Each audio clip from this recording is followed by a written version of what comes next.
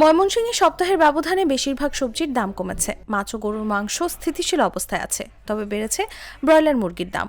মঙ্গলবার সকালে শহরের ঐতিহ্যবাহী মেছুয়া বাজার ঘুরে দেখা যায় সব ধরনের সবজির সরবরাহ আছে, মাছও আছে প্রচুর।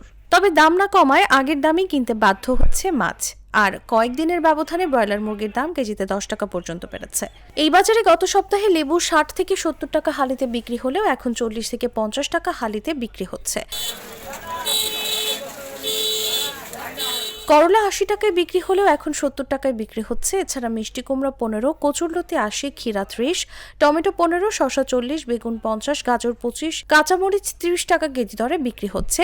ডাটা 15 টাকা হালি, দেশি লাউ 40 টাকা পিস, বাঁধাকপি 15 টাকা পিস ও ফুলকপি 20 টাকা পিস হিসেবে বিক্রি হচ্ছে। এদিকে বিশাল এই বাজারে ছড়িয়ে ছিটিয়ে থাকা মুরগির দোকানিরা এক একজন এক এক দামে ব্রয়লার মুরগি বিক্রি করছেন। গত সপ্তাহে ব্রয়লার 180 টাকা কেজিতে বিক্রি হলেও এখন কোনো বিক্রেতা 190, আবার কোনো বিক্রেতা 200 টাকা কেজিতে বিক্রি করছে।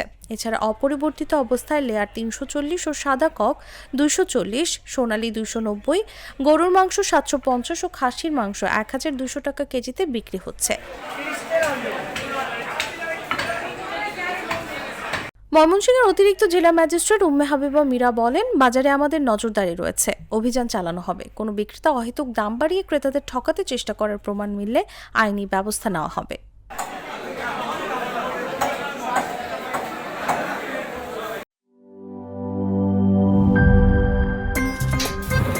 আমার একটা স্মার্ট সিদ্ধান্তে 25% গ্যাসের খরচ কমেছে। ভাবছেন কিভাবে?